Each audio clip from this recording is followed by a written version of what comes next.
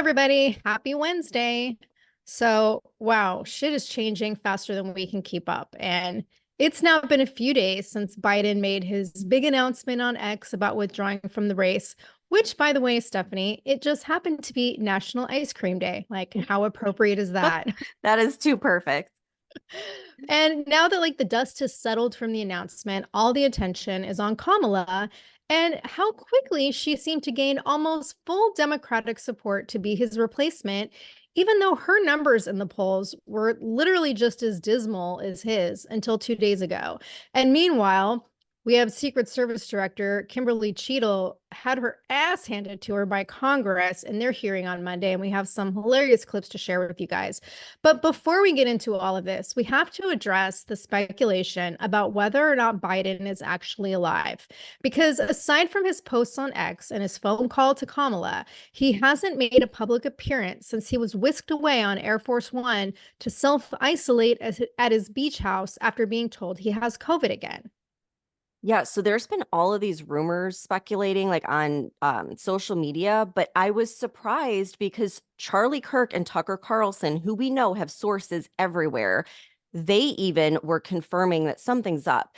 So it started with Charlie Kirk, and then Tucker Carlson kind of piggybacked on what he said, but Charlie said that sources of his came forward and said that it turns out that Biden never even made it to Delaware, to his beach house with the whole COVID thing. So we heard he had COVID. Instead of going to Delaware, somehow he ended up in Vegas, where at some point there were reports that he was being taken to the hospital, but then on the way to the hospital was rerouted back to Air Force One, and no one has seen him since.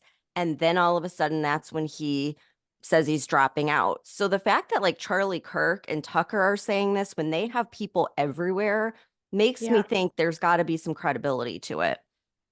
Yeah, and it's like either this is the perfect ruse to keep him out of the public eye with the whole COVID narrative, or there's something more nefarious going on. Because, first of all, a president making an announcement of this magnitude with a social media post instead of a televised press conference, it's not just unusual, it's downright bizarre. And frankly, it's also disrespectful to the American people. And when we talked about this on Monday, it was such breaking news. It was literally announced like we were recording the podcast, we were talking about a whole other topic, and then this came up. So we didn't go too deep into speculation. But I think the first thing we said was like, this is such a weird way to release the news. Like, no press conference, no public appearance, just a letter posted to his account on X. And then that was followed by what seemed like almost an afterthought post endorsing Kamala. Nothing on the official White House account, just the Joe Biden account.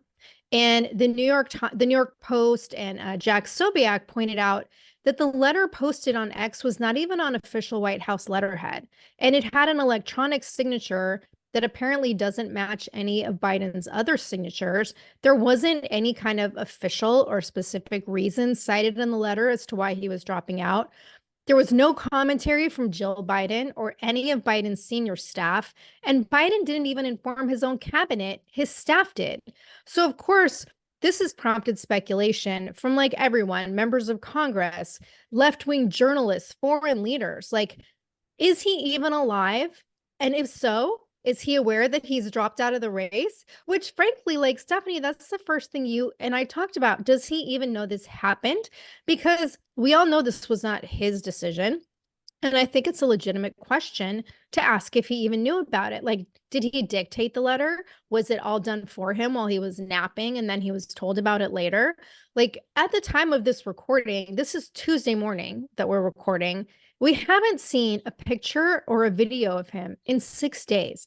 That may change by the time this airs, but as of now, it's been 6 days. And it was also revealed by the New York Post yesterday that Biden has canceled 9 trips that were scheduled for the next 2 weeks, and they've given no reason why any of these trips are canceled.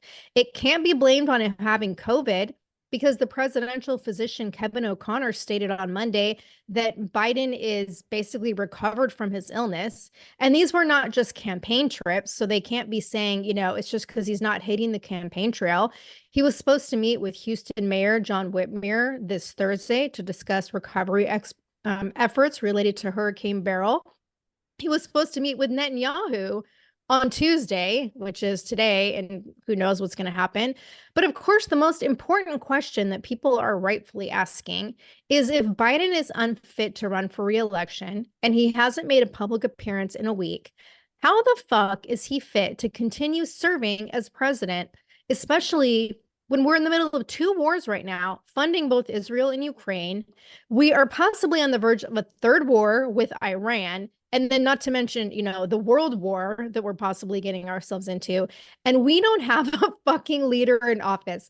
Like, not only is that crazy, it's scary. And it got to the point where on Monday night, on earlier Monday, Republicans had to demand that Biden emerge from the shadows and confirm his decision to drop out in person by Monday night because nobody even knows what's going on.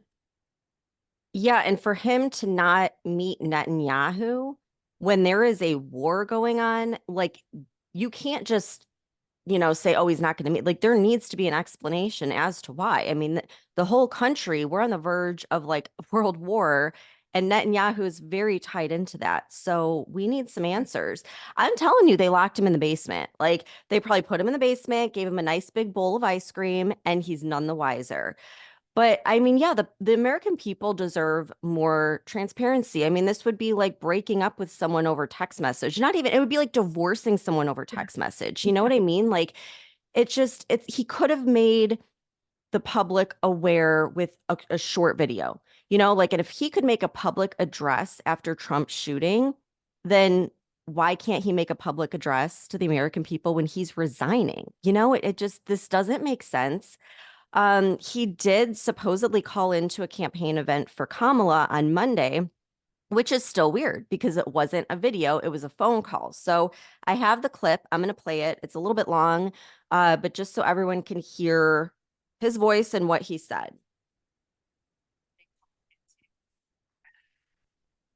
Keep me out of people's hair for the next 3 or 4 days, but I'm going to be on the road and I'm not going anywhere.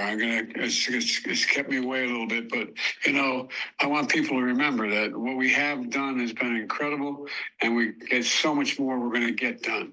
And so I want to say hello to Kamala. If she can hear me, I know she's going to be speaking shortly. And I want to say to the team, embrace her. She's the best. I want to call today and thank everybody in this effort. I know yesterday's news is surprising, and it's hard for you to hear, but it was the right thing to do.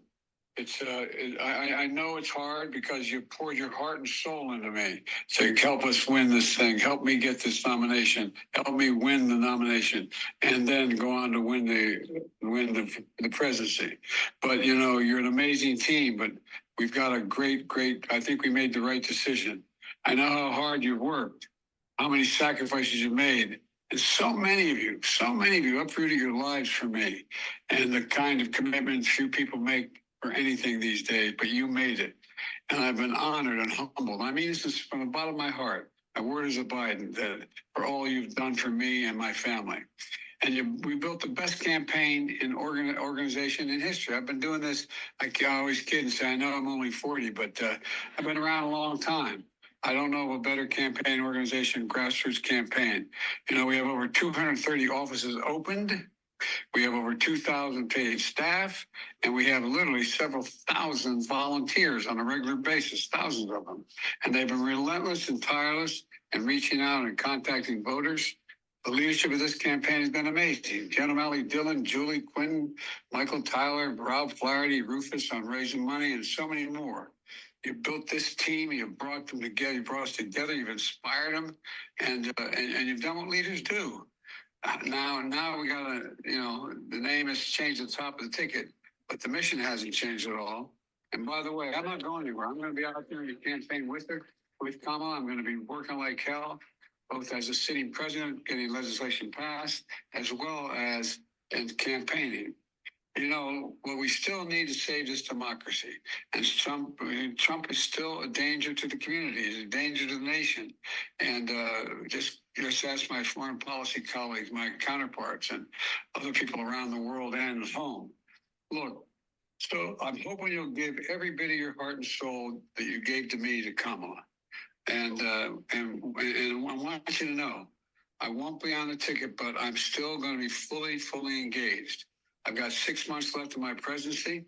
I'm determined to get as much done as I possibly can, both foreign policy and domestic policy. Keep lowering costs for families, continue to speak out on guns and child care, elder care, prescription drugs, and climate.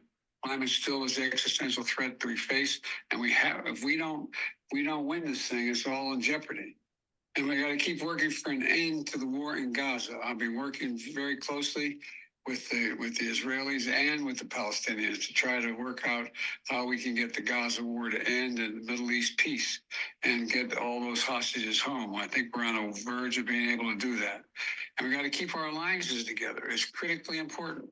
It took a while for me to build these alliances. Most of these my colleagues have acknowledged that, but it's critically important for our safety and security. And I know I'll be doing whatever Kamala wants me or needs me to do in addition. So let me be real clear. We're still fighting in this fight together. I'm not going anywhere. And I want you to know you've always had my back. And I promise you, I will always have your back. And I'm anxious for you all to hear from Kamala. So thank you. Okay, wait, Stephanie, I Yes. have to say before, okay, I have not heard that clip before. My first time hearing it is you playing it right now. It sounds like he had a fucking stroke.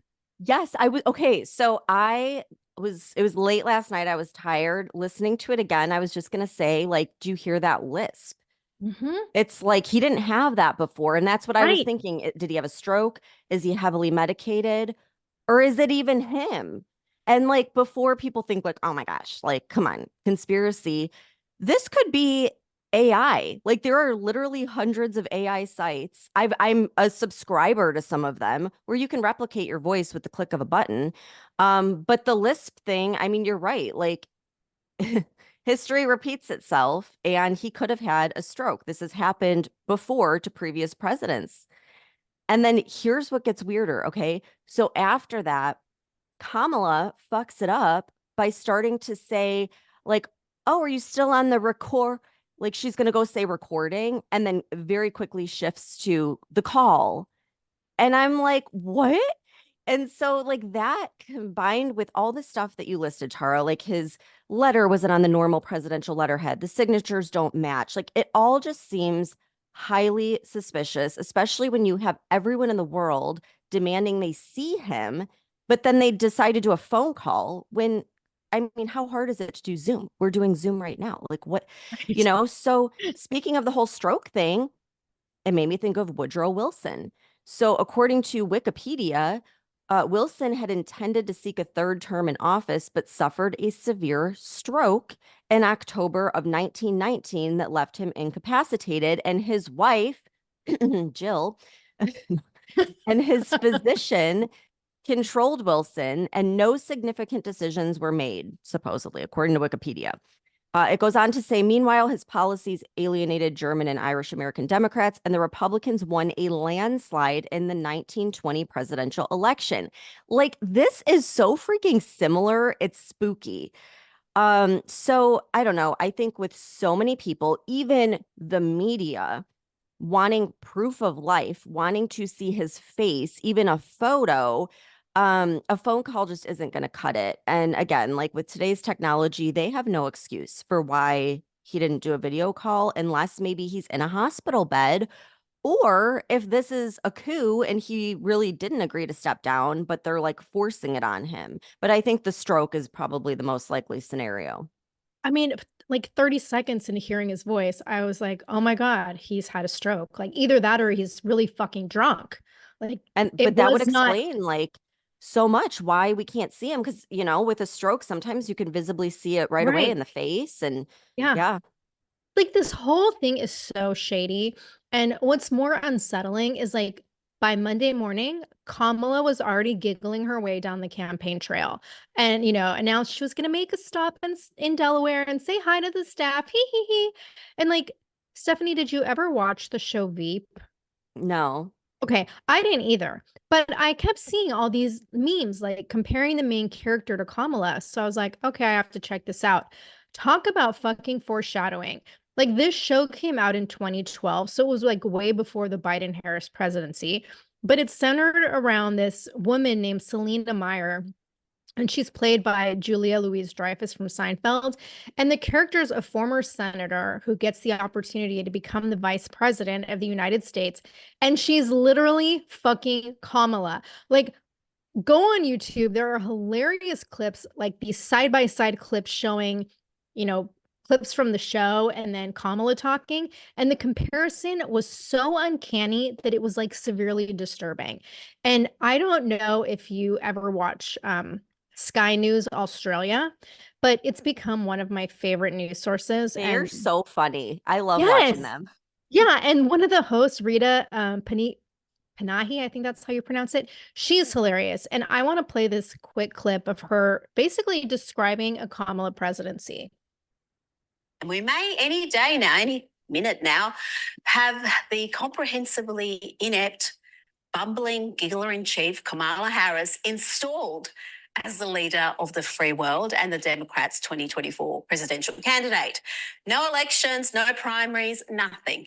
Isn't it funny how the side that bleats endlessly about threats to democracy is the biggest threat to democracy? It's always about projection with these folks. The giggler in chief. Like, I love that. And the reason I wanted to play that clip is because she said something really important. Like, this is a clear move by the left that's a total subversion of democracy. Because do you guys realize this will be the first presidential election in modern history where the nominee isn't chosen by the voters? Like, she's being chosen by Democrat delegates, which we'll get to in a minute. But like, let that sink in. She did not get a single vote in the primaries, and now she's being touted as the best and most experienced person for the job. I want to point out what House Democrat leader Fentrice Driscoll from your state said, Stephanie. She said Kamala is, quote, the most qualified vice president we've ever had in history. And she will certainly be the most qualified president. And she's the trusted leader that we need in this time. She has spent the past 4 years as a governing partner to the most experienced president in history, and she's ready for battle, end quote. And I could barely get through that without laughing. Must be a DEI person, because that's the only qualification that she has. But, I think I mentioned this on a previous episode, but when you said how not a single vote was cast for her. So in addition to watching Veep, you need to go watch House of Cards. If you can still watch it. I know at one point they took him down, but the very first episode is Frank Underwood, played by Kevin Spacey, where he's explaining how he got to become the president without a single vote cast for him. And this is how, like, he kind of weaseled his way into the vice presidency, and then like got the he like manipulated the president into like stepping down. Like, the whole thing is oddly similar to what's happening now. And they say they condition us by showing us this stuff ahead of time. We know the CIA works with Hollywood, so I don't know. Weird. Exactly. Yeah. And Kamala's claiming that she doesn't just want to assume the presidency, she wants to earn it.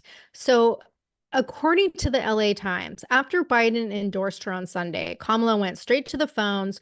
She started making all these calls. She called over 100 high-profile Democrat leaders, including members of Congress, governors, labor and civil rights leaders. And, she was apparently making it clear that even though she's grateful for Biden's endorsement, she wants to work hard to earn the Democratic nomination in her own right. And like, I don't know about you, Stephanie, but all I can picture is her on the phone laughing.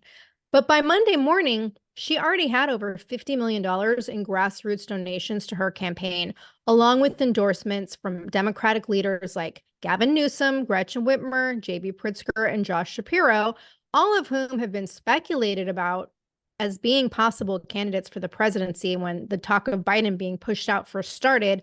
And so now they're all backing Kamala, and I'm sure they're going to be vying for the VP candidate position instead.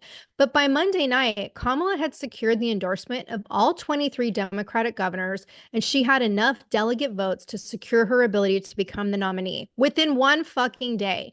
And what this tells me, or what tells me that she is going to be, for now, the official candidate, is that Pelosi formally endorsed her on Monday night. And she, said her enthusiastic support for Kamala is, quote, official, personal, and political, end quote. And she has full confidence that Kamala will lead the Democrats to victory in November. And since Pelosi is like the godfather of the Democrat Party, even though there could still be a shakeup at the DNC, so far they're making it look like Cackle's Kamala is going to be the nominee. And even she acknowledged that this was basically due to the endorsement from Pelosi, because on Monday night, Kamala made a statement and she said, quote, "Tonight I am proud to have secured the broad support needed to become our party's nominee. And as a daughter of California, I am proud that my home state's delegation helped put our campaign over the top. I look forward to formally accepting the nomination soon." But Stephanie, there are some key people we haven't heard from, one of whom is Obama. He has yet to endorse her. And she still doesn't have official endorsement from House Minority Leader Hakeem Jeffries or Senate Majority Leader Chuck Schumer. While they have put out positive comments, they haven't endorsed her. Don't you think that's interesting? Yeah, I think it's weird, especially since Chuck Schumer was the one that was really pushing there at the end for Biden to drop out. Why would you do that if you didn't have another candidate in line? And like, so people, one speculation, like someone was saying, will Obama, like, could he be her VP? Which I don't think that'll happen, but it turns out like legally he can. However, like, I think if that was the play, he would have endorsed her. I am still thinking Michelle Obama is going to throw her name in the hat because she's a Black female. And I feel like that's the only way they can get around Kamala, just because they're the party of identity politics. Plus, Democrats love Michelle or Michael, whatever you want to call her. But listen to this, okay? So my daughter, who, by the way, isn't even old enough to vote, somehow, like, she's on all these Democrat text lists. Like, she's been getting texted relentlessly. And they've been sending her polls to participate in. And one of the polls asked who she wants to see on the ticket. And Michelle Obama was one of the choices. And this was before Joe Biden even dropped out of the race. So I just think that's weird. Like, why would they put her in a poll? I still think she's going to make an appearance, and nothing's really set in stone until they get their party elites. I think there's like 3,000 of them to vote at the DNC. But like you said, Tara, this morning when I was listening to podcasts, I heard about all these big donors that had said they're not going to donate anymore to Biden, but they are now on board with Kamala. And the fact that she's already doing campaign events and collecting money tells me they will go with her, because you have to follow the money. So it's just interesting. I'm not going to believe it until the DNC is over. I'm just going to kind of hold my breath. But I want to read a post from Clay Davis that I think he spells it out perfectly. So his post says, if it says, anyone still arguing that Trump is a threat to democracy is a joke. Democrats just wiped out their entire primary system to replace their candidate with roughly 3,000 party elites voting. The will of their primary voters didn't matter at all. They staged an actual insurrection. Yes. Yes. Yeah. Totally agree. Yeah. And I was listening to Andy Frisella's podcast from yesterday, and he was saying it's not just an insurrection, it's like a double coup. And Kamala being pushed as the nominee is just a distraction until the DNC. And he said he thinks Michelle Obama is going to end up being the real candidate, and that enough people will vote for her because people like her, and they'll vote for her, that it will make it look like she has a real chance to beat Trump, which is going to make it easier for them to cheat and steal the election again. Because clearly they can't do that with Kamala. She's not popular enough, but Michelle Obama is. But now I want to play a clip from an interview that Tucker did with Jack Sobiek that came out yesterday, because he had an interesting perspective on why he thinks Obama hasn't spoken up and how all these delegates endorsing Kamala is basically a coup. So, hold on. One second. I have so many clips that it's hard to find which one. Okay, here we go. So the race that we're seeing now, which is a fake race, and everyone needs to understand that. Like, this is why Obama doesn't endorse Kamala Harris. Obama doesn't come out and endorse Kamala Harris. He endorses the process. Right. Why? Because the process has no legitimacy. And nakedly, we can see that it has no legitimacy. The delegations immediately flip at the flip of a switch. Without even hearing from Biden. There's no hearing. There's no hearing from Biden. Think about that. Think about that. The delegates who are legally pledged to Biden, who were nominated through the legitimate, right? You know, their process, their official process, all of a sudden switch their delegations without even hearing from the guy that they're supposed to be tied to. No, this is obviously the raw sign of Leviathan. This is Leviathan's power. Leviathan comes in and says, you don't work for Joe Biden, you work for me. And what they're using Obama for is to give some veneer of legitimacy and credibility to the process. So Interesting.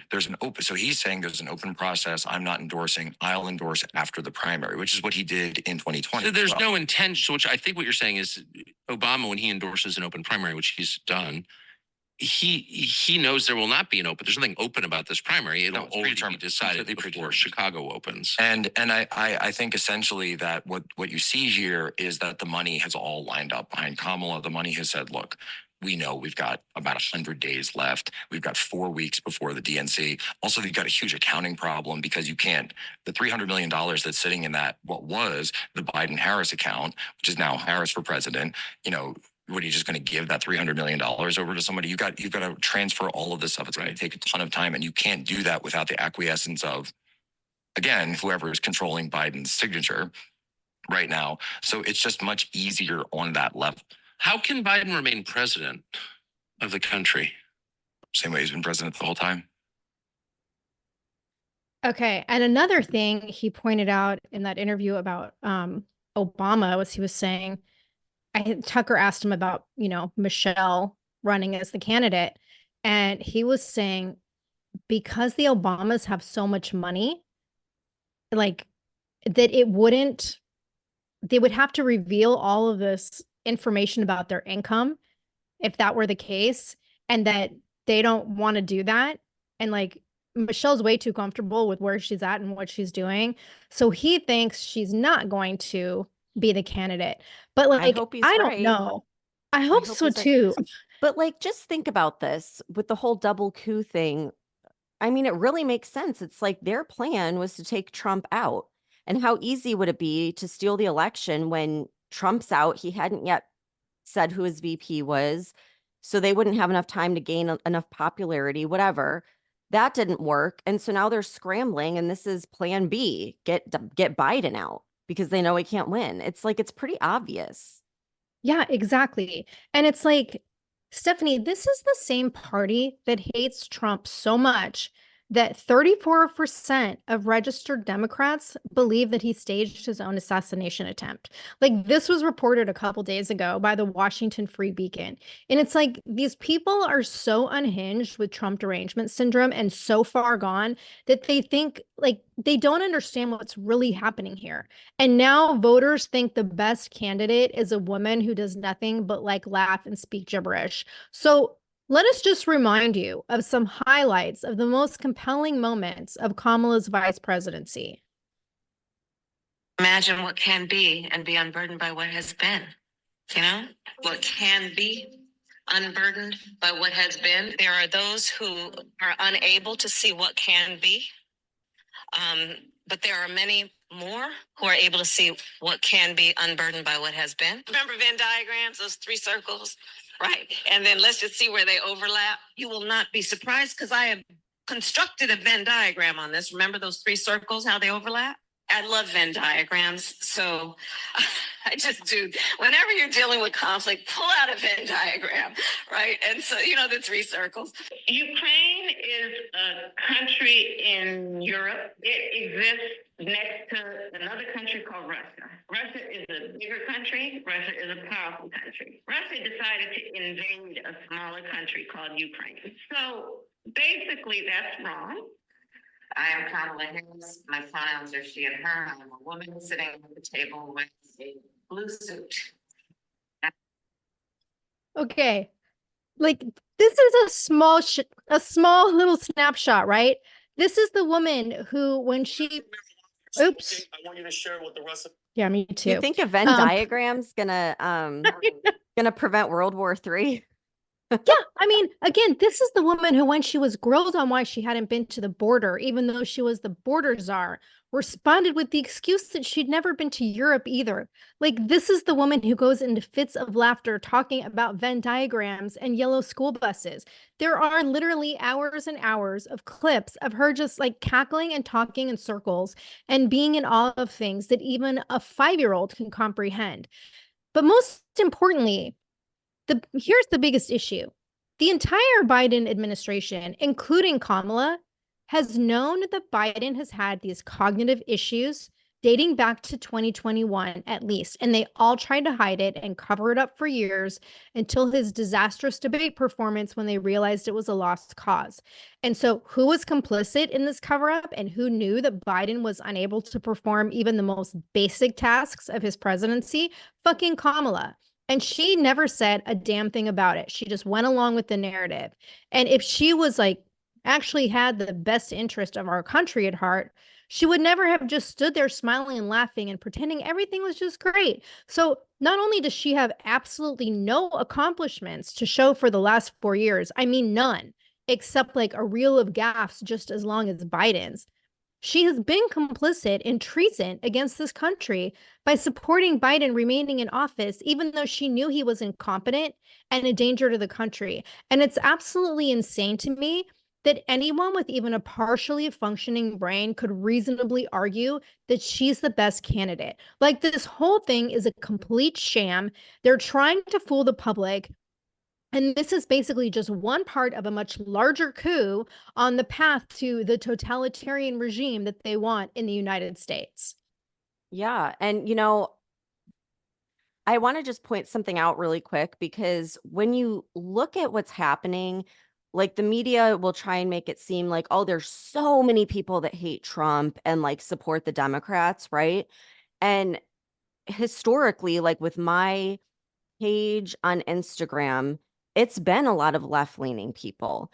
And I text messaged you the other day because there were people like Gabby Bernstein, Deepak Chopra, who have a large audience where in 2020, everyone was like supporting them when they came out in their support for, you know, the Democrat. Well, they both came out with posts around Kamala and Biden, and every single comment, thousands upon thousands of comments were like, at this point, how could you possibly endorse someone like this? There were people unfollowing her. There were people saying, if you endorse Kamala, you're endorsing war, you're endorsing human trafficking. So I think a lot of people, a lot more than we realize, are awake at this point. And it's not the same as 2020. And the media is going to make it seem like everyone hates Trump. But I think too many people have become aware of what's really going on. So don't let the media fool you into what's happening here. Just go on social media and look at the comments and you'll see what people think. Yeah, and I was thinking of something else too, because okay, a lot of people think, okay, it's going to be Michelle Obama, right? Well, I still have Newsom in my head, and I still can't shake my belief that he's the Antichrist. Like, he is. And somehow he's going to get himself in a position to run the country. And I told you about this a couple weeks ago, like when after the debate, and I was like, if Biden was out of the picture and Kamala became president, and she was the incumbent and she could pick Newsom as her VP, like I bet they would somehow mysteriously find a way to get her removed from office, like perhaps assassination, who knows? And then he would like swoop in and assume the presidency. And like this is a fear that I have because I just really think this man is inherently evil, and yet his personality, as I've said many times before, is, you know, even more appealing to most women than Obama's, and I just don't understand it. But I read an article in the Sacramento Bee that I'm currently trying to take comfort in, because it was talking about how the 12th Amendment might keep California from having a Harris Newsom ticket because of how the Electoral College voting process is set up.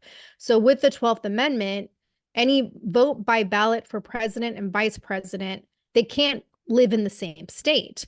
And while Kamala lives the vice president residence in Washington, California is her official state of residence. It's where she's registered to vote. Well, obviously Newsom also lives there, which means a ticket with 2 California residents would essentially void the state's 54 electoral votes, which is a lot because that's a big risk for the election. But there's an easy way to get around that, which you can do what Bush and Cheney did during 2000 when they were both living in Texas, and Cheney moved back to Wyoming and updated his driver's license and voter registration.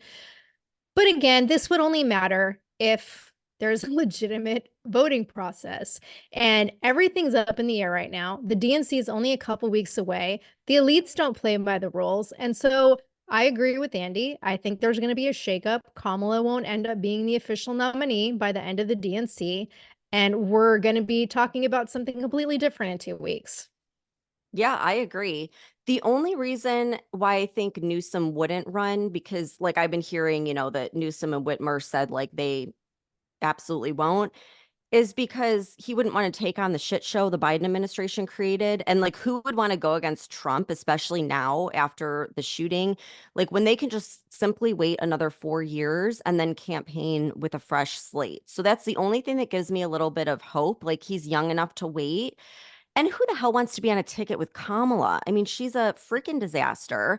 But I will say something that just came to mind that gives me like some hope is we've been saying for a long time on this podcast, what if there isn't an election? What if we're in war and, they call martial law? Well, the fact that they're doing all this and jumping through all these hoops to get Biden out of there makes me think that's not their plan, and we actually will at least have an election. So I'm hopeful that at least that's something positive that we can look at. I hadn't thought of that, so I guess that could possibly be a bright side. I'll keep that in mind. Silver linings. Okay, we got to switch gears Yes. Switch gears now and talk about this insane hearing with Secret Service Director Kimberly Cheatle on Monday. What a shit show. And this whole thing was basically Congress demanding answers about what the fuck happened on the day of the attempted assassination of Trump.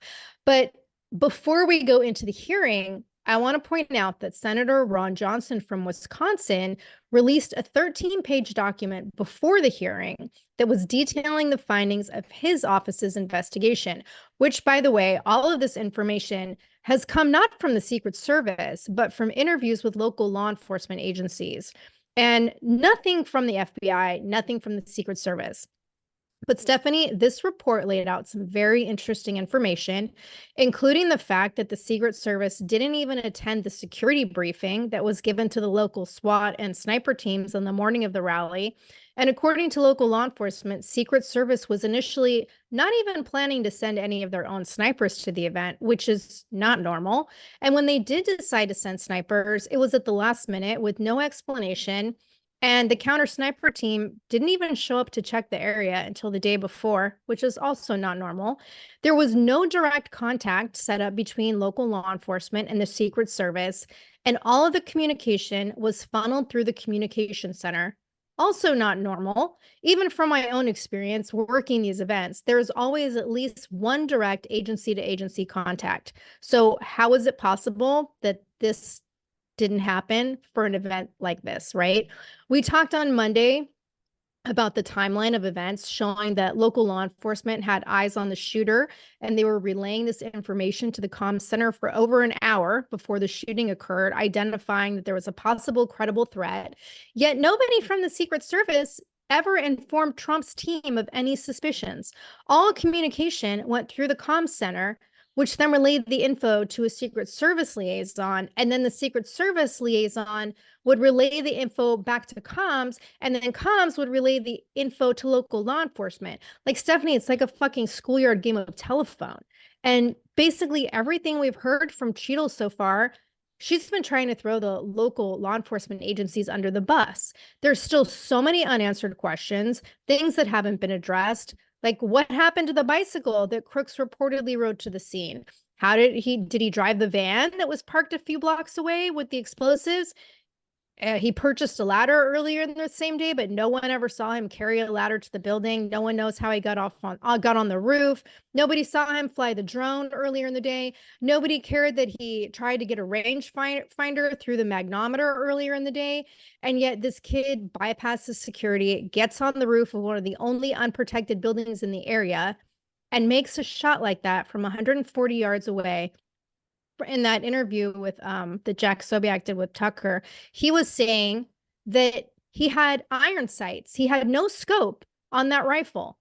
And he wasn't making the shot from like the calm, collected position lying prone on the ground where snipers usually shoot from. Remember, they told us he was confronted by local law enforcement trying to get on the roof. And then he turned and like pointed the gun at the officer. So the officer ducked down. But then within seconds, this young kid with no formal military or law enforcement training is able to immediately get back on target, acquire Trump in iron sights, and fire at Trump with no scope and not from the prone position. And on top of that, he takes a headshot and not even like a center mass body shot. Like, this is almost unheard of unless you're a phenomenal shooter. And on top of that, the Secret Service counter sniper is watching Crooks on the roof, pointing at a rifle, watching him point a rifle at Trump, and doesn't take him out. And there's no communication at all to Trump's team about what's happening or what's being observed. Like, yeah, not shady at all, right? Like, I don't buy it. And we still have no fucking concrete answers from the Secret Service. Yeah, it's crazy, but we're used to not getting answers or accountability from congressional hearings, from our alphabet agencies. And, you know, this hearing with the Secret Service Director Cheatle made the Secret Service not only look incapable, but it actually makes them look complicit. Like, it's absolutely crazy. I wish I would have recorded me watching this because I was at my grandma's curling her hair. And it was me, my mom, my grandma, my uncle, and we're all like yelling at the TV as this is all unfolding. And in walks my dad, who's like a Trump hater, and he like immediately like loops around and like leaves. He's like he didn't want any part of this because it's so bad. Like, even the Democrats are on board. And Tara, like I was actually shocked because I really did not think that this would be a bipartisan effort, but it was. And, you know, there were a few squad members that did try to use the hearing to push their gun control agenda. And even one of them somehow was trying to twist the situation into racism. But pretty much everyone else was on the same page with calling for Cheatle to resign and sharing in their disgust with her complete lack of transparency and accountability. Like, it was just unbelievable. So we have a ton of clips because there's just so much and a lot of really good questions that were asked. But it is absolutely undeniable that the director's hiding something, because despite being relentlessly grilled by both sides, she refused to talk. And I want to start with someone I never thought I would be starting with, which is AOC, like the far, far left Democrat who stunned everyone when she agreed with Republicans on the lack of transparency and accountability from Cheatle.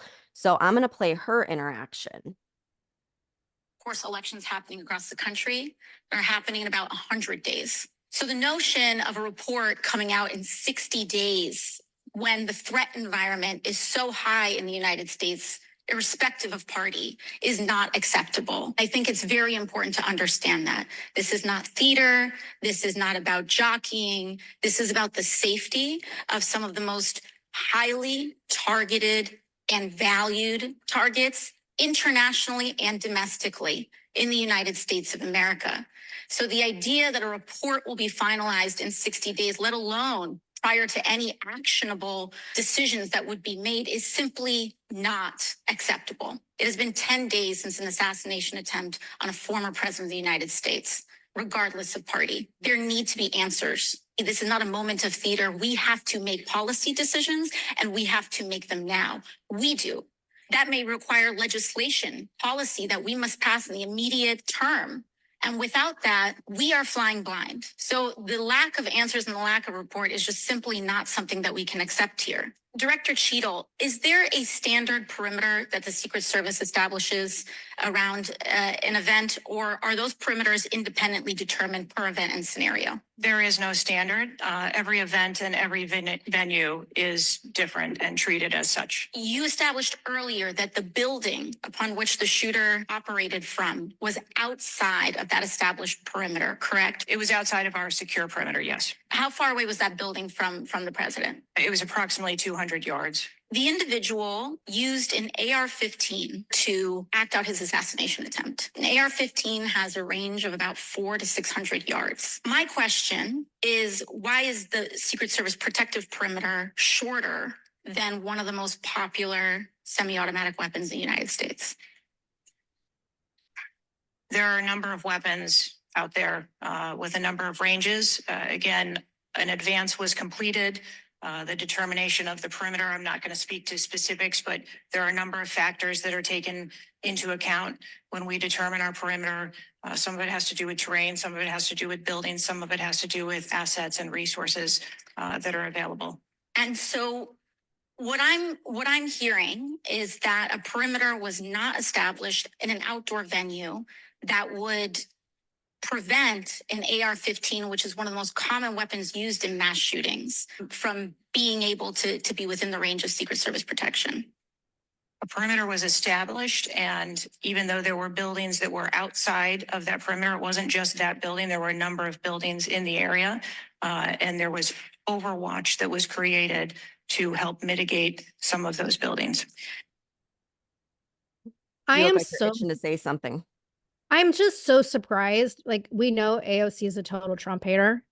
I'm really shocked that she spoke up during this hearing. I am too, but I was thinking about it, and she's very close with Bernie. Bernie's been kind of like her mentor, and look at how he's been screwed twice in the elections where he was running and they like booted him out even though he had a lot of support. And so maybe like it's opened their eyes to like, hey, they're doing it again. Like they are subverting the process any way they can. Like, I don't know. I don't want to give her too much credit, but I have to say, like, she did a good job. And she pointed out what's been on our minds with all of these hearings that Congress has held, which is nothing happens and they need to take action quickly with legislation. Like, they're not going to just let this go, and to wait 60 days for a report is obscene. So I was like, I'm like, oh my God, I was waiting for her to talk about gun control. She didn't. She did great. But she wasn't the only Democrat that was, going after Cheatle. So you had Jamie Raskin, right, who was like big on going after the January 6ers. He hates Trump, hates him. And he called for Cheatle to resign. And so did Ro Khanna. And Ro Khanna is like super progressive. So I have a clip from him. If I can find it, there's so many clips. Okay, here we go. Thank the chair and the ranking member for convening this hearing on a bipartisan basis. I join them in condemning the horrific assassination attempt on the former president. I am relieved for the sake of the country that he wasn't seriously hurt and that he survived. And my thoughts with him and his family during such a traumatic event. I also want to express condolences to Corey Comprator's family and recognize his heroism in saving his daughter's lives, and to the victims of that awful event. Now, Director Cheatle, would you agree that this is the most serious security lapse since President Reagan was shot in 1981 of the Secret Service? Yes, sir, I would. And, do you know what Stuart Knight did when he was in charge at the time of the Secret Service? Do you know what he did afterwards? He remained on duty. He resigned. And Stuart Knight was not a Democratic appointee or a Republican appointee. Look, I'm not questioning your judgment. I just don't think this is partisan.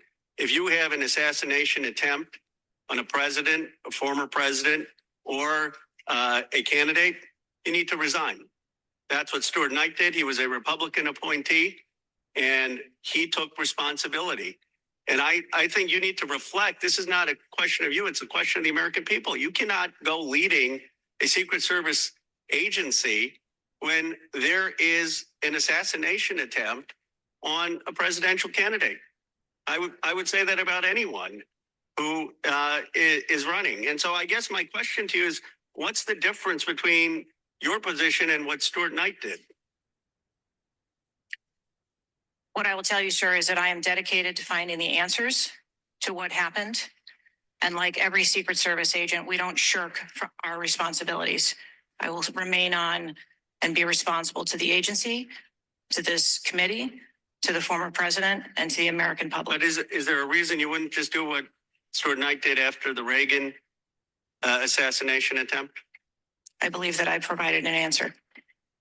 There's nothing more that you have to say. I mean, do you really believe at this moment, given how divided the country is and the questions asked, that your service in this role is the best for the nation? I mean, I'm not saying you can't do public service again, you can't do something else again. Do you really genuinely in your heart believe that you being in this role is what's right for America at this moment? I mean, do you think there are people who are Trump supporters who have confidence in you? The one thing that we've got to have agencies in this country that are transcend politics, that have the confidence of independents, Democrats, Republicans, progressives, conservatives. Do you really believe that the majority of this country has confidence in you right now? I believe that the country deserves answers, and I am committed to finding those answers and providing those answers.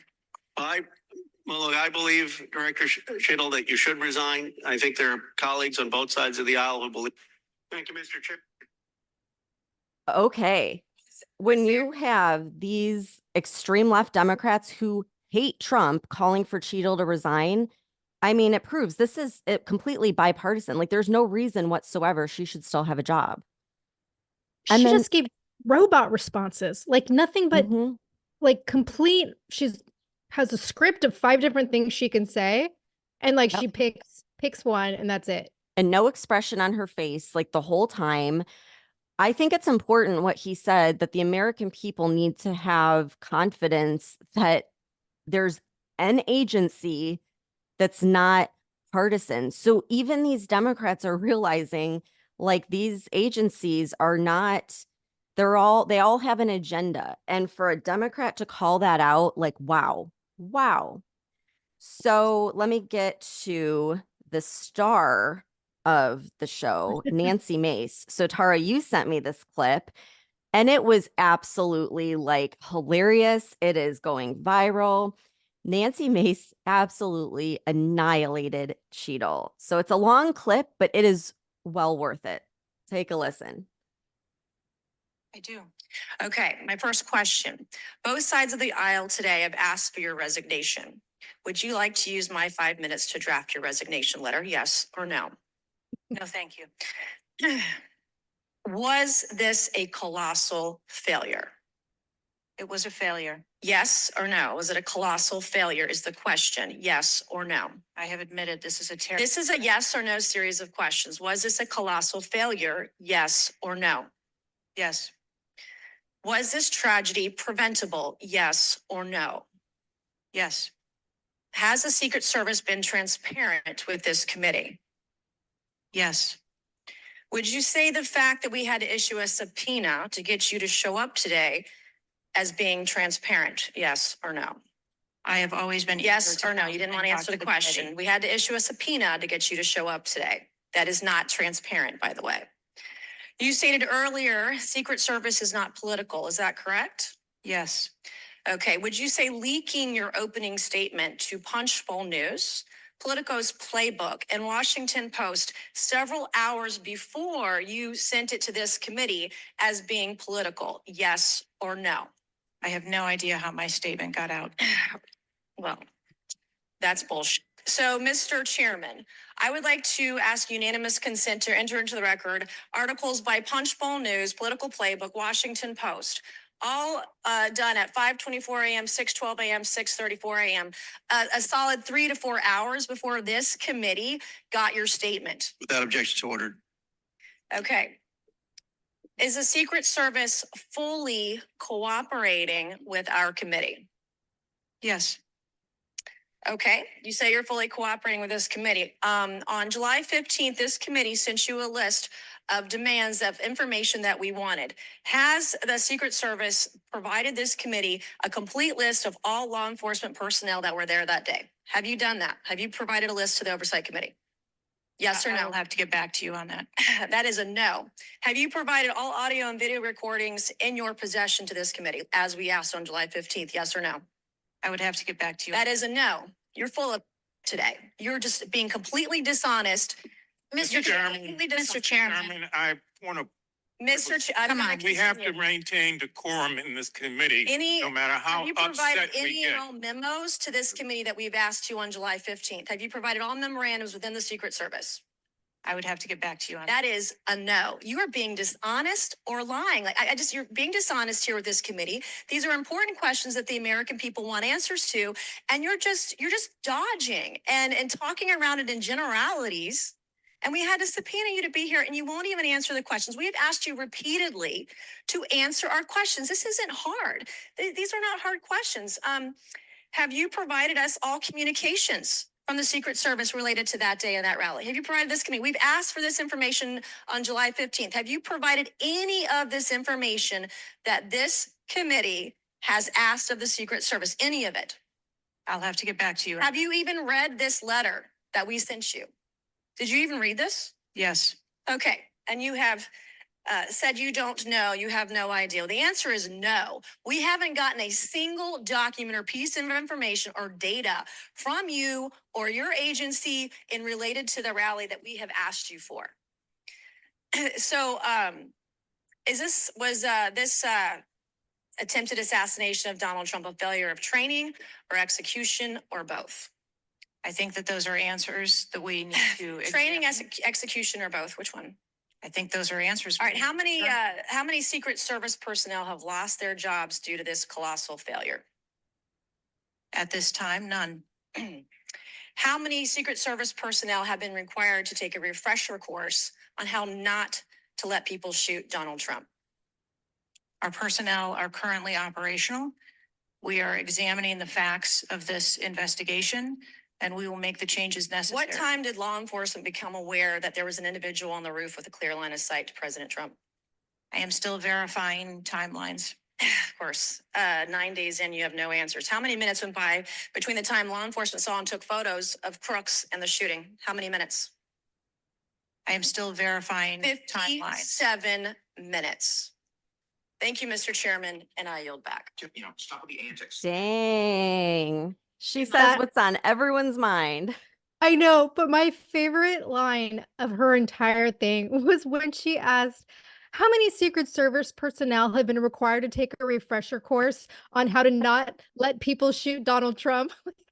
Yeah, like think about it. Their job is to make sure that he is not shot. Like that is their job. He gets shot and not one person's been fired yet. Like it is unfreaking believable. Okay, so the next clip is from Lauren Boebert, which I haven't seen a lot from her in a while, but she grilled Cheatle with specific questions that Cheatle, of course, couldn't answer. And it just highlights how ill-prepared she was. But I think that Boebert made some really excellent points. So let's play this one. Was there a local law enforcement officer who approached the roof and saw the shooter and saw that he was present on the roof? That is the information that has been shared with me. Have you spoke to that local law enforcement officer? No, I have not. Are you going to? It is part of a criminal investigation that the FBI is interviewing those individuals. Were agents stationed on the water tower? No. Why? That would not be something that would be included in a security plan. Has the man who is reported to have been present wearing a gray suit who allegedly requested a photo of the dead body of the assassin on top of the AGR roof been identified? I don't have that information. Is that something that you've heard of? No. Were ATF agents present at the rally? To attend or to work? To work. Not to my knowledge. How long did the counter sniper have crooks in his sights before the shooter opened fire on President Trump? I don't have that specific timeline. Will you be able to tell us if he communicated with other agents on what he was seeing through his sites? Once I have that information, absolutely. Because we need to know why he waited for multiple rounds to be fired at President Trump before the threat was neutralized. We need to know if he was given an order to hold fire. Now it's, you've excused the roof of being unmanned because of the slope of the roof. Do you continue to assert the slope of the roof as a credible reason for leaving this position undefended? First, I'll go back and correct that there was no order to hold fire. Our agents and officers have the ability to neutralize a threat at the time So you don't they know, see it. I'm sorry, you don't know the communication that was taking place or how long he had him at his sites because you haven't spoke to him, but you do know that there was no order to hold fire. I can tell you the way that our personnel are trained. They are trained on the use of force scale, that when they see a threat, they are authorized to neutralize that threat. They don't have to ask for permission. You excuse the roof being unmanned because of the slope. Do you stand by that assertion? The roof was not covered with an individual on it because there was overwatch provided. Apparently not. No, there was no overwatch provided.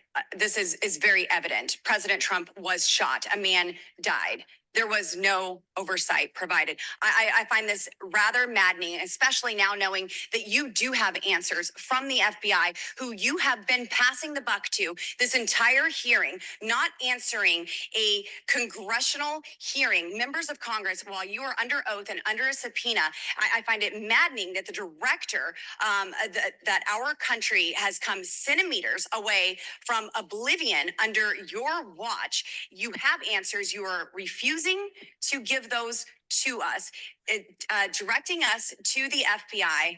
And this entire thing is a waste of time. You are responsible for the loss of a life and the shooting that took place on President Trump. You do need to resign. This is bipartisan. You need to be fired. You do not need to hold this position. You are not the best for this job. I am over my time, but I cannot tolerate your watch any longer. And I'm going to continue to call daily for you to be removed from your position, ma'am. How do you go to a congressional hearing without the timeline? Like, I think we could have answered those questions. That's the same thing I was thinking. Like she couldn't so far like answer a single question. Like, how do you say, yes, I'm going to come to this hearing. I know they're going to ask me questions, but I'm going to come with absolutely no information. Like, how do you fucking do that? 9 days. She's had 9 days. And we all know the timeline, but she refuses. Like, it's crazy. Gosh, there's so many clips I was gonna play, but it's like it would take us all day. Like Jim Jordan, he asked a lot of great questions as well. He asked Cheatle if she talked to the sniper that killed the shooter, and she said yes. So then he asked what that conversation was like, and she refused to freaking answer, which makes it seem like she's hiding something. And there is this rumor on TikTok that this sniper was fired for disobeying orders, and that the reason he didn't take the shot, even though he had the shooter in his sights, was because he was told to stand down, and that he disobeyed the order in order to take that shot that took the shooter down. So initially, I completely ignored this because, I mean, it was just a rumor on social media. But now it has me wondering if it's true, especially with the questions that Boebert and Jim Jordan asked, kind of surrounding this theory. And why else would she refuse to explain her conversation with the sniper unless she's trying to conceal something? And so that's exactly what Representative McClain said when she questioned Cheatle. So let me pull up that clip. Let's see. And let's start with trying to answer some questions. You keep referring to the FBI. When asked how many shell casings were on the roof, you referred to the FBI. When asked if there were explosive in the car, you referred to the FBI. When asked if Crooks was acting alone, you referred to the FBI. See a common theme here? I can go on and on. My question is, who at the FBI should I speak with? Wait for it. Wait for it. The FBI is responsible for the criminal. Is there a name? I'm not certain. I'm not certain. Who All right, here we go. FBI I'm is not running the certain. I don't know. Let me ask a different question. Have you been in communication with the FBI? Yes, I have. With whom? I speak with the director and the deputy director. Okay. And what have they shared with you about this investigation? So I'll give you an opportunity to answer again. Did they share with you how many shell casings were on the roof? They have shared with me the. Did they share with you how many shell casing were on the roof? Yes. Okay, how many were there? I would refer to the FBI for how many were there and their information that they need to share in their investigation. So they've shared the information with you. You just don't want to share the information with us, correct? We have concurrent investigations that are going on. So they have shared this information with you. You know the answer to the question. You just refuse to answer the question from the member of Congress who has subpoenaed you to be here. Is there a different answer to that question? I was always willing to come here and testify before this oversight hearing. Beautiful. Then let's do that. Let's for once have your actions match your words. If you're supposed to be in charge, if the buck stops with you, how come you can't share the answers? What are you covering up? What are you hiding, my friend? What are you hiding, my friend? Seriously. Exactly. Yeah. She reminds me of like a teacher in school when you're like getting in trouble. Like it just like, oh man, I'm in trouble now. Okay, one of my favorite reps, Luna from Florida, she called out Cheatle for perjuring herself. And this is why I freaking love Luna, because she tries to actually hold people accountable. So let me play this clip real quick. In my opinion, according to some of the testimony today, I feel that you have perjured yourself in some instances. And so I'm going to ask for a full review of the transcripts by staff. And if you find that to be the case, I do ask that you bring perjury charges against the director. I will say this, it is very frustrating. And I've talked to my colleagues and we've said it to your face that you have been up here basically stonewalling our ability to get the answers to the American people.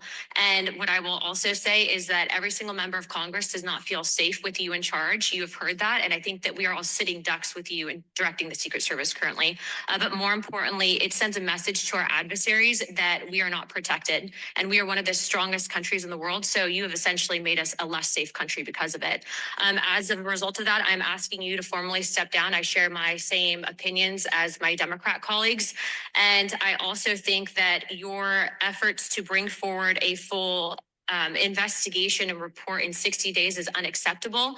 And as a result of that, I'm going to do everything in my legislative toolkit to ensure that that happens sooner rather than later. And I'm sure that you know that we brought a vote on inherent contempt against Garland for essentially blocking a congressional investigation. And I don't think that you should be any different. So I will say that I am just completely disgusted by your performance today. And I understand that you're probably in a position where you're being told not to testify, which is why we had to subpoena you. I think that goes back to Garland.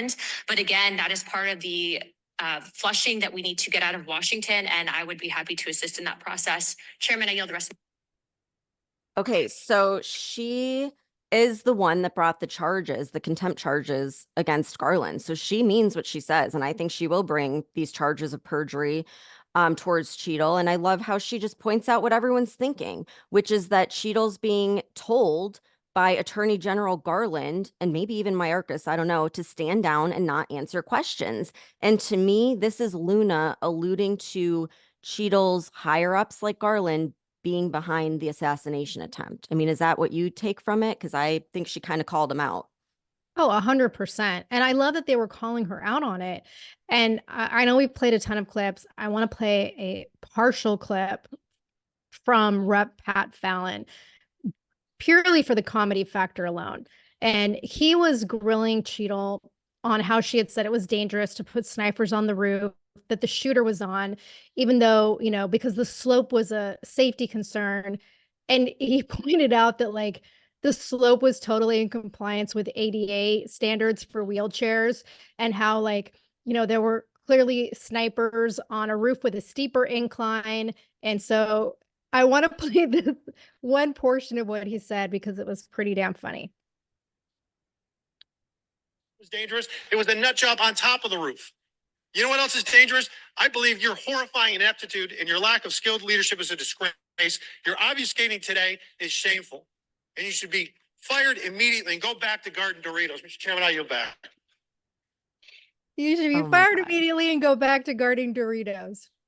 I love that. That's so good.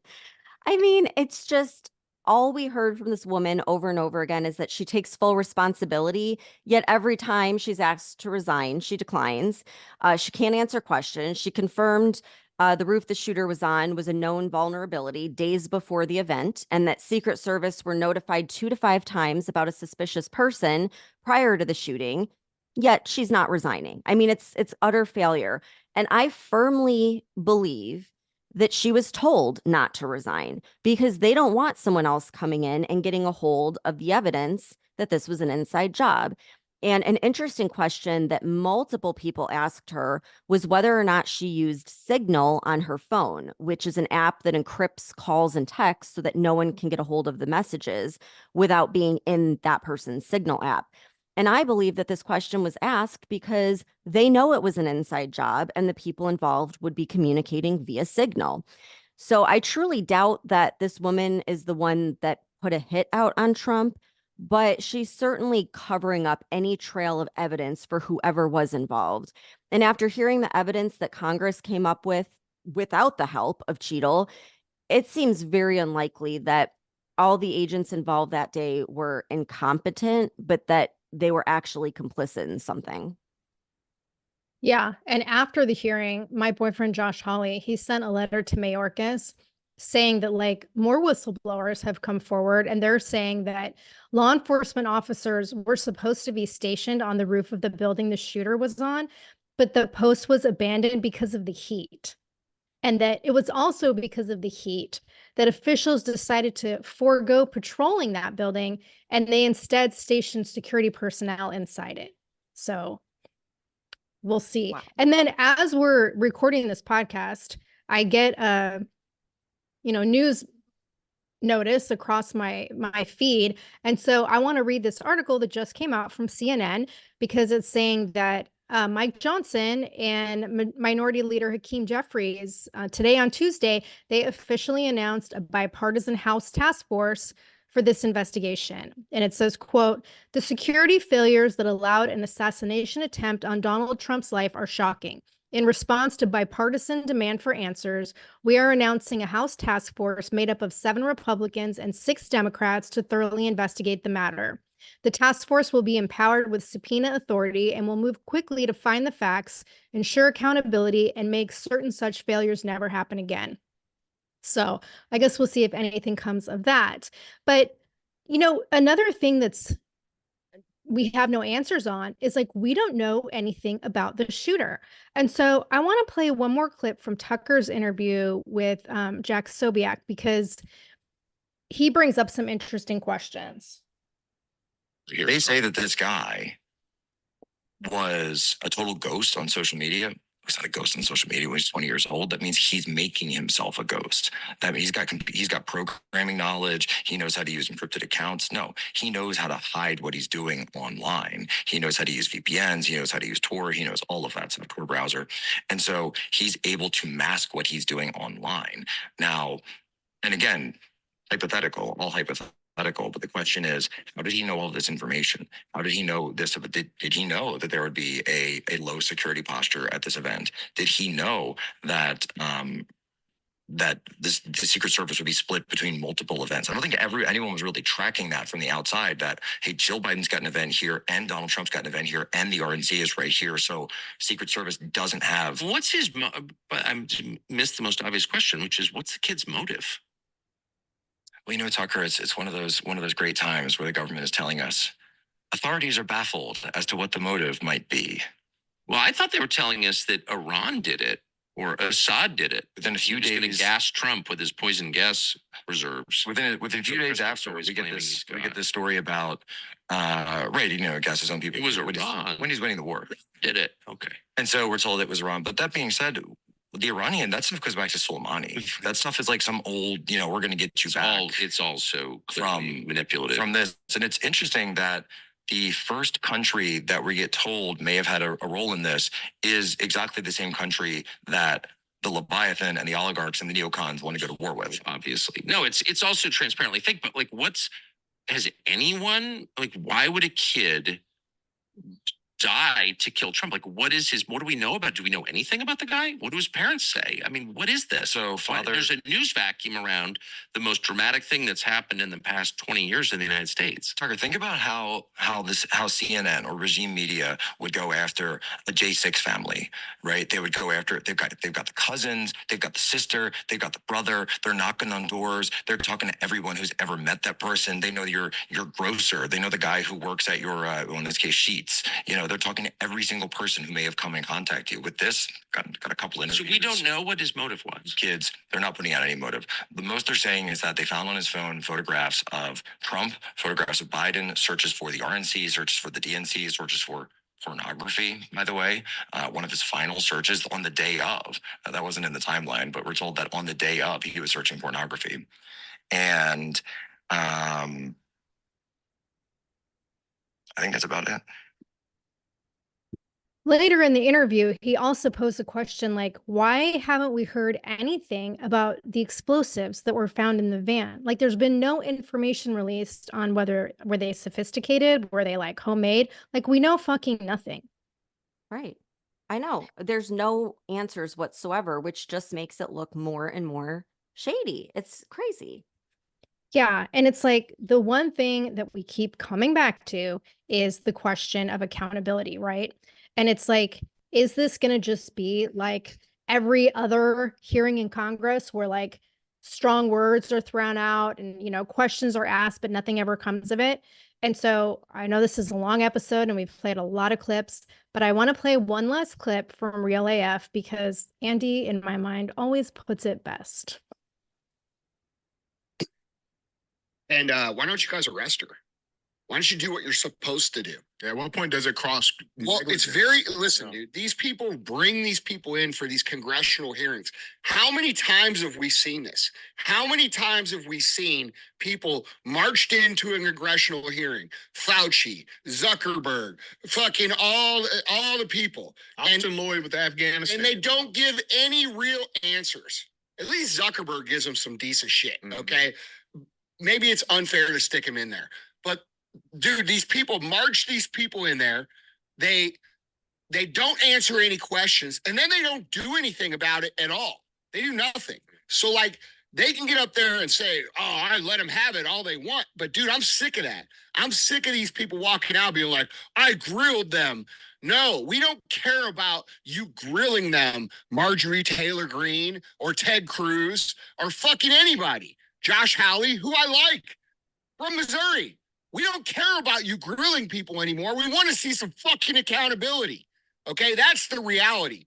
These people come in, they don't answer a goddamn thing, and then they walk the fuck out and nothing happens. When is that going to change? When's that going to change? Because that's what people want. They're tired of this shit. And quite honestly, I think every single fucking politician should be voted the fuck out that isn't operating on that standard. We had COVID happen. It was very clearly a fucking setup. It was 3-4 years ago. It fucked our country in an unbelievable way. People fucking died. People lost their businesses. Top to bottom, the greatest transfer of wealth in American history. They shut everybody's shit down. 100-year-old companies that families have built, the American dream, they shut that down. They left all the big companies who had the money to pay these people, they left those open. They were essential, right? They did all this shit with Ukraine. They sent over all this money when our economy is totally screwed. They did all this shit with Israel and fucking Palestine. They let all these illegals in. They did all of these things and nobody's answered for anything. Okay, it's very hard for me to believe that these people are not all on the same team, considering the fact that nobody's held responsible for anything. And if we're being honest about this situation with Cheatle, it's very clear that they allowed this kid to become the fall guy for an attempted assassination because they cannot control the momentum behind Donald Trump. Period. Okay? Anybody with the brain knows that. Anna Paulina Luna said that today. She said, after listening to her testimony today, I am very, very, very convinced that he was not acting alone, meaning that he was getting help. From whom? That's what we need to know. And clearly this lady knows, and she won't fucking answer because she's probably been threatened. Her family's probably been threatened. And I bet she's been threatened by the same old motherfuckers that have been running in elections for 50 fucking years. The same 3 or 4 families that run this entire country, and that we somehow, as part of the country, has been brainwashed into thinking these people care about us. They don't care about you. They don't care about anything about you. If they did, this country would look like fucking Dubai right now. I mean, he's not wrong. He's right. I mean, the only way you're going to go in front of the nation and look that inept is if you're threatened. Yeah, absolutely. I agree. Well, so I guess we'll see if this new House committee comes up with, this new bipartisan committee comes up with anything further, because so far we know much of nothing. And they've done a lot of investigations over the last 2 years. Right. Again, like Andy said, not one person has been held accountable. So I'm not going to hold my breath, but we'll keep everyone posted on what's going on, because I mean, every second there's news dropping. So we'll stay on top of it, let you guys know. Thanks for tuning in.